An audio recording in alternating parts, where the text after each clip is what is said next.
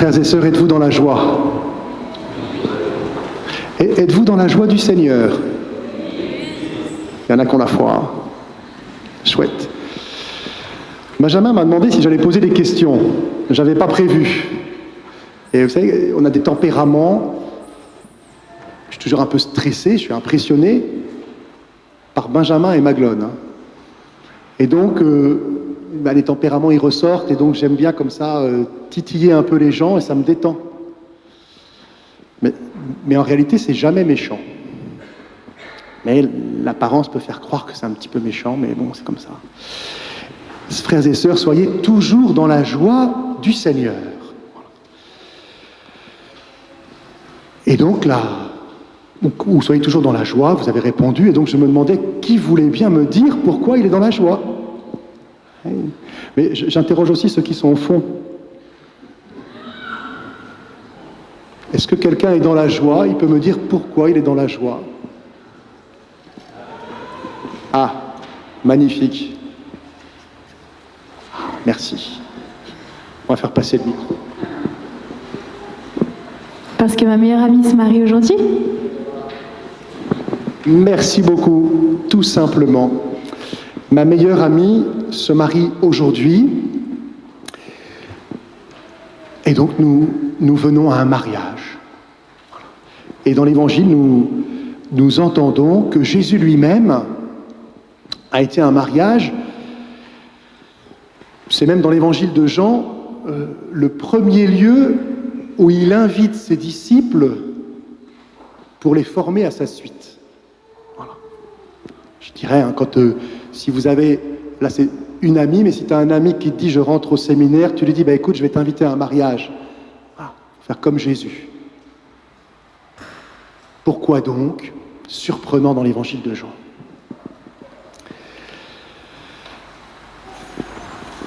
Benjamin et Maglone, vous m'impressionnez voilà, par votre sérieux. Voilà. La préparation au mariage, les déclarations d'intention, les lettres d'intention qui sont secrètes. Voilà, et puis, voilà, on peut compter sur vous voilà, pour beaucoup de choses. Je ne connais pas beaucoup. J'ai l'impression que Maglone est un peu plus discrète. Voilà. Mais, voilà, elle fait des choses discrètement. Voilà, je le sais aussi à la paroisse. Et Benjamin, tu as l'air très, très solide, disponible. Voilà. Mais, comme tout le monde, nous avons nos fragilités, nos peurs. Et comment ne pas être voilà, un petit peu, je ne sais pas quel est le mot qu'il faut choisir quand on va se marier, quand on sait la difficulté aujourd'hui de vivre en couple. Et puis c'est pas pour 5 ans, quoi. C'est plus pour 50 ans, 60 ans. Voilà, on vit longtemps, on vous le souhaite.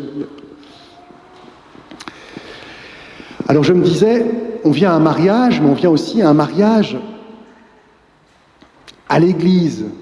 C'est-à-dire, Jésus, il a quelque chose à faire dans ce mariage. Jésus aussi était invité à Cana. Voilà.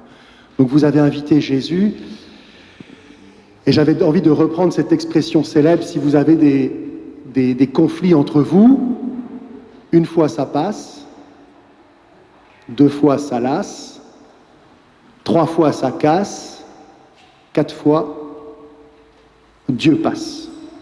Voilà. On va essayer de faire comme ça. Voilà. Voilà. Il y a quelque chose dans le mystère du Christ voilà, qui nous rejoint là où nous ne l'attendons plus, là où il n'y a plus de vin pour faire la fête. Voilà. Ça fait partie de notre foi. Voilà. Ça nous rejoint. Ça nous réjouit encore plus d'être ici. Et donc notre célébration, elle est à la fois dans toute la gloire de Dieu, mais on l'a chanté aussi dans l'humilité de Dieu.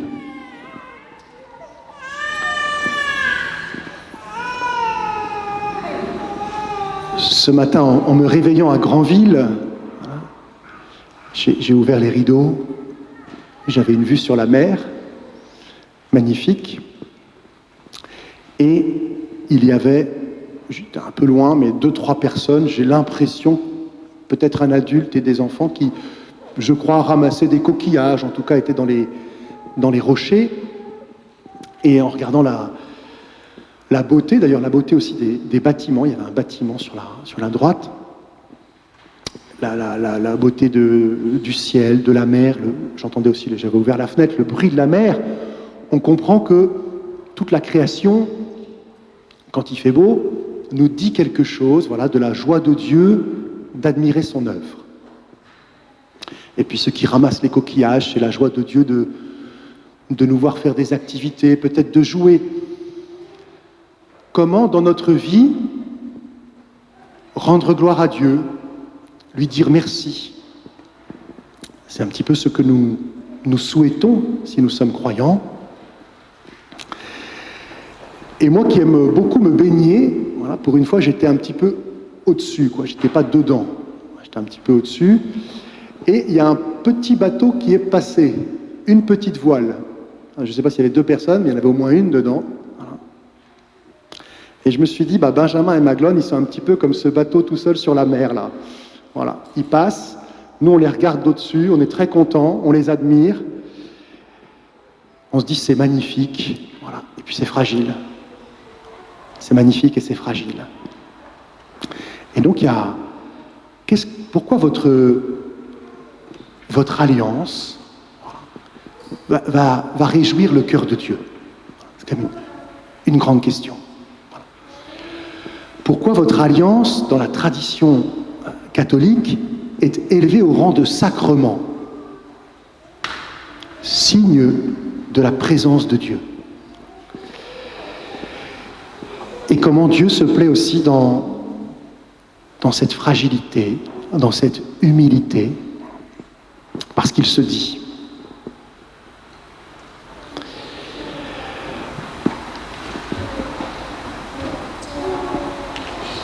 Nous sommes dans l'église. Comment s'appelle cette église? Moi, je demandais aux jeunes. Hein. Ah oui, mais c'est bien. Saint-Nicolas. Alors, il est très discret, c'est sympa. Par contre, sur les vitraux, sur les tableaux, j'ai l'impression que la Vierge Marie a pris un peu de place.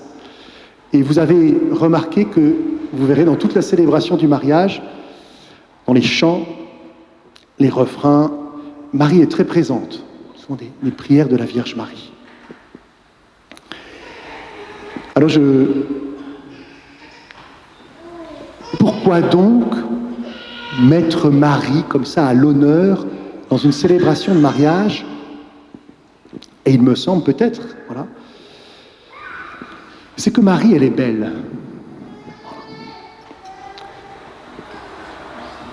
Elle est belle et son cœur, il est beau, il est ouvert à Dieu.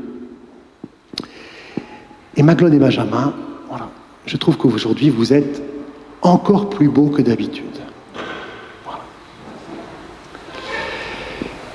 Extérieurement, voilà, mais sûrement intérieurement aussi. Voilà. Et donc, Marie, elle est notre guide. Voilà.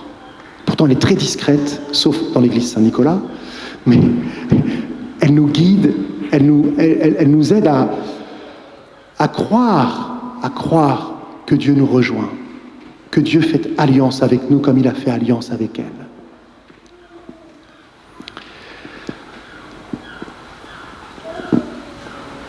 Aux noces de Cana, c'est Marie qui est invitée, Jésus aussi avec ses disciples. Il n'y a plus de vin, voilà. Et Jésus va faire ce miracle de transformer de l'eau en vin. Il va prendre d'ailleurs les grandes jarres des ablutions, à peu près 100 litres par jarre. Les ablutions rituelles pour se purifier. Alors généralement, quand on est dans la purification, c'est assez dans les rites, voilà, c'est bien organisé. Et Jésus, il va faire quelque chose quand même d'assez surprenant, puisqu'il va, pour un homme spirituel, on va dire, mettre du vin dans des jarres de purification, ça ne se fait pas. Ça, c'est important pour nous, pour laisser Jésus nous rejoindre. dans l'alliance qu'il veut faire avec nous.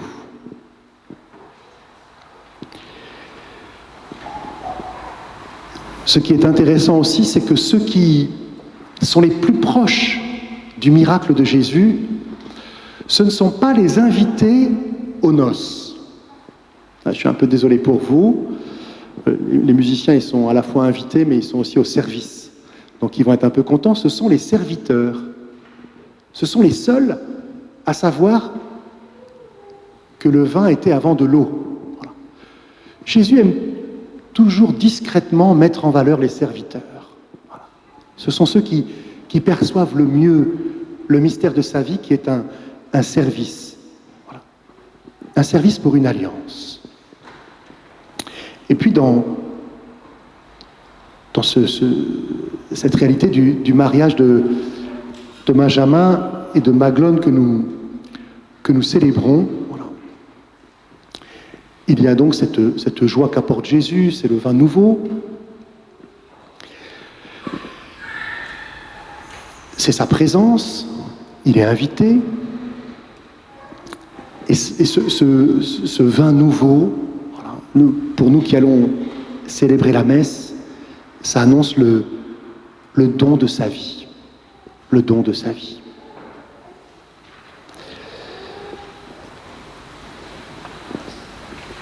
Et donc c'est une invitation pour nous à donner notre vie. Et je dirais, le mariage, c'est Benjamin donne sa vie à Maglone, et Maglone donne sa vie à Benjamin, et Dieu est présent. Je réfléchissais un peu sur ce mystère, et souvent on me dit que c'est pas faux, hein, je suis consacré à Dieu, c'est pas faux, quand même. Mais je ne sais pas très bien ce que ça veut dire. Voilà. Donner ma vie à Dieu. Je comprends un peu mieux ce que ça veut dire. Dieu me donne sa vie. Il a fait alliance avec moi. Il ne m'abandonne pas. Et il me semble que dans le mariage, c'est un peu particulier, mais vous donnez votre vie l'un à l'autre, et ce don de votre vie, vous êtes consacré à Dieu. C'est peut-être moins simple intellectuellement, mais il me semble que c'est pourtant peut-être plus fort humainement.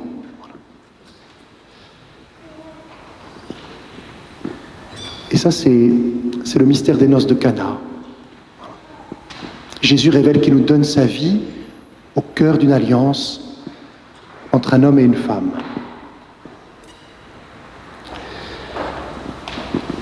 Et si nous sommes ici, c'est pour reconnaître que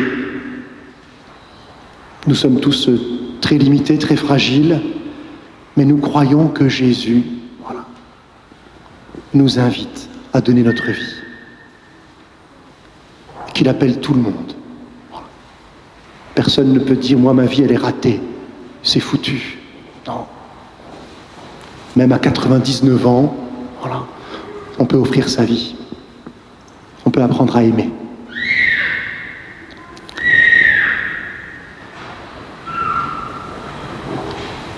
Sur la présence de Marie, je voudrais dire un petit mot.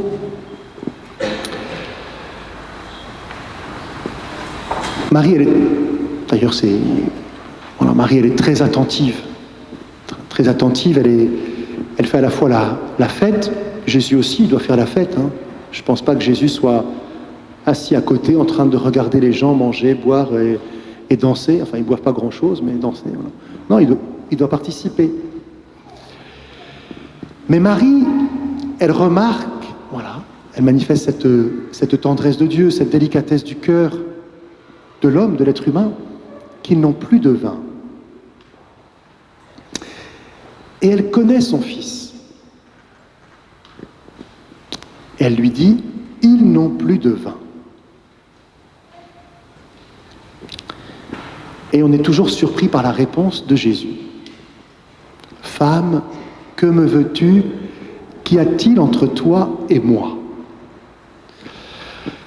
Moi qui suis d'un caractère un petit peu susceptible, si Jésus me dit ça, je me dis ok, je vais bouder un petit peu, et ensuite je vais profiter du vin qui l'a transformé. Et Marie ne réagit pas du tout comme ça. Il semble qu'elle ait compris quelque chose de Jésus. Qu'y a-t-il entre toi et moi? Et elle va dire au serviteur, tout ce qu'il vous dira, faites-le. Alors là, j'avoue, on peut se dire, oui, Marie, elle sait prendre sur elle. Au début de l'Évangile, on appelle Marie la mère de Jésus, sa maman. Et à ce moment-là, Jésus l'appelle femme. On peut être surpris, on peut se dire, mais c'est pas très poli, pas très bien élevé. Et pourtant, on sait que Jésus, il est très bien élevé, parce qu'il est élevé par la Vierge Marie. Peut-être cela renvoie au livre de la Genèse. L'homme quittera son père et sa mère pour s'attacher à sa femme, et tous deux ne feront plus qu'un. Voilà. Peut-être que Marie s'est adressée à Jésus comme à son fils. Voilà. Et que Jésus, en la mettant à distance, voilà, et en commençant le premier signe de sa mission, voilà, lui manifeste qu'aujourd'hui, voilà, il fait alliance avec l'humanité. Et donc il quitte sa maman Marie, d'une certaine manière. Et ce qui est beau avec Marie, parce que c'est une femme de foi, d'une certaine manière, elle quitte, voilà, cette position de mère de Jésus pour devenir son disciple dans la foi. Tout ce qu'il vous dira, faites-le. C'est le balancement entre tout ce que nous recevons de nos familles et l'appel du Christ. Ce n'est pas une opposition, voilà, c'est un passage. Et ce passage, vous le faites humainement et dans la foi. Ce passage, c'est un engagement, comme nous l'avons entendu dans la première lecture, à essayer de manifester la vie de Dieu, la bonté de Dieu. Et dans le mariage, nous le souhaitons, ce qui sera à vue humaine, le plus beau pour vous. Voilà. Ce sera d'accueillir un ou des enfants. Voilà. Et donc tout ce don que vous faites de votre vie à l'autre, voilà, eh bien, il sera orienté à accueillir une nouvelle vie. Dans le souffle de l'Esprit Saint, dans ce regard de tendresse, voilà.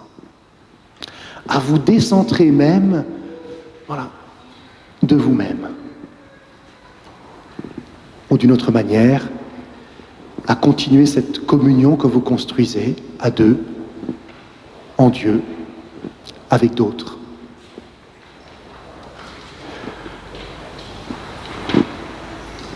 Tout ce cheminement, d'être appelé sans cesse à donner notre vie, à renouveler notre vie, dans la fragilité, mais dans la confiance que Dieu ne nous abandonnera jamais, parce qu'il a donné sa vie pour nous. Voilà. C'est cela qui nous réjouit. Voilà. C'est cela qui nous réjouit. À la fois, voilà, il n'y a rien de plus beau, en tout cas comme le dit ton ami, d'assister au mariage de son ami, d'assister à une alliance entre un homme et une femme, et de percevoir, voilà, que Dieu non seulement veut cette alliance, mais la porte, la renouvelle, la nourrit. Benjamin et Maglone, merci de nous avoir invités à votre mariage. Voilà, merci aussi d'être ce petit bateau sur l'océan, voilà, qui à la fois réjouit notre cœur, rend l'océan du mystère de la vie encore plus beau, voilà, et réjouit le cœur de Dieu. Vous êtes aujourd'hui, voilà, nos guides, voilà. Vous nous invitez tous, voilà, à demander la grâce à Dieu de nous donner un peu plus. Merci.